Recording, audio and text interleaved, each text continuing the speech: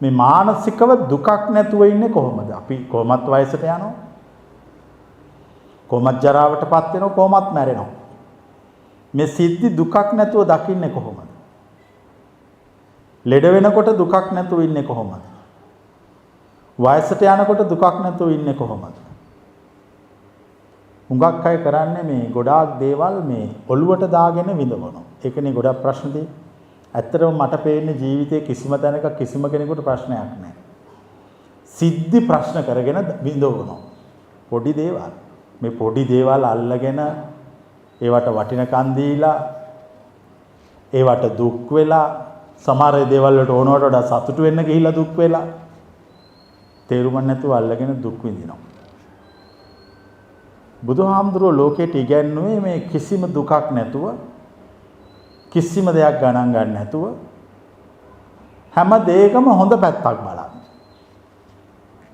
හැම කළු වලාකුළකම රිදී රේඛාවක් පවතිනවා. ඒක අපි දන්නවා, ඕගොල්ලොත් දන්නවා. හැබැයි ඕගොල්ලෝ මේ අර කළු වලාකුළට දුක් වුණාට රිදී රේඛාවට සතුටු වෙන්නේ නැහැ. බුදුන් පෙන්වුවේ රිදී රේඛාවට සතුටු වෙන මාර්ගය. ඒක තමයි බුදුන් පෙන්නපු ආධ්‍යාත්මය අවදි කර ගැනීමේ පාර, නිවන් දැකීමේ පාර. ඒක ඉන්දියාවේ ඒ තාක් තිබිච්ච පාරක් නෙමෙයි. ගෞතම බුදුහාමුදුරුවෝ පහළ වෙනකොට ඉන්දියාවේ මේ මිනිස්සු සත්‍ය සොයන මාර්ග තිබ්බනේ. ගොඩාක් විවිධ ආගම් වල බර ගාණක් හිටියා. ප්‍රධාන ආගම් 60 ගාණක් තිබ්බා. ඒකෙන් 6ක් ලොකුම ශාස්ත්‍රවරු උගන්වපු අය 6 දෙනෙක් හිටියා. ශාස්ත්‍රවරු. උපනිෂද් තිබුණා. උපනිෂද් කියලා කියන්නේ අර තිබිච්ච සාම්ප්‍රදායික ආගම් පිළිගත්තේ නැහැ ඒගොල්ලෝ.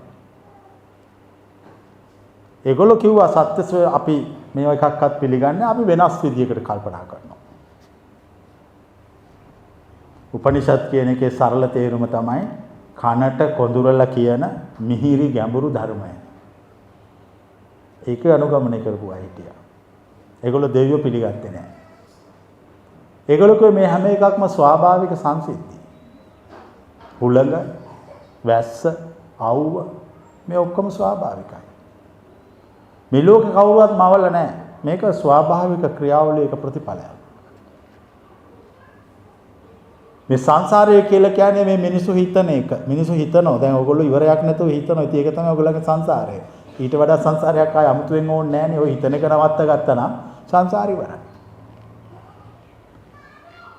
ගෞතම බුදුහාමුදුරුවෝත් මේව අධ්‍යයනය කළා. අධ්‍යයනය කළා උන්වහන්සේත් ලෝකයට අලුත් මාර්ගයක් පෙන්නුවා. ඒක තමයි මේ එක පැත්තකටවත් යන්නේ නැතුව මැද සිටීමේ මාර්ගය. මේකට අපි කියන්නේ මධ්‍යම ප්‍රතිපදාව. උන්වහන්සේ ධහම අවබෝධ කරගත්තා. අවබෝධ කරගෙන පස්වග මහණුන් සොයාගෙන ගිහිල්ලා දේශනා කළා. අපි අහලා තියෙන ඒ අතරින් කොණ්ඩඤ්ඤ තෙරුන් වහන්සේට ඒ කියපු දේ තේරුණා. ගැඹුරුයි ඒ කතාව. මොකද්ද කොණ්ඩඤ්ඤ තෙරුන් වහන්සේ තේරුම් ගත්තේ? බොහොම සරල දෙයක්. කොණ්ඩඤ්ඤ තෙරුන් වහන්සේ තේරුම් ගත්තේ යමක් ඇති වෙනවා නම් ඒ ඇති වෙන දේ නැති වෙනවා කියන්නේ. යමක් ඇති වුණා නම් හටගත්තා නම් හටගත්ත දේ නිරෝධයට නැතිවීමටපත් වෙන එක තමයි සරල තේරුම් ගත්තේ. ඒ තේරුම් ගත්තම උන්වහන්සේ ඒ ධර්මය අවබෝධ කරපු පළවෙනි ශ්‍රාවකයා බවට පත් වුණා. අපි කියන සෝතාපට්ටියටපත් වුණා, මාර්ගයට ඇතුල් වුණා.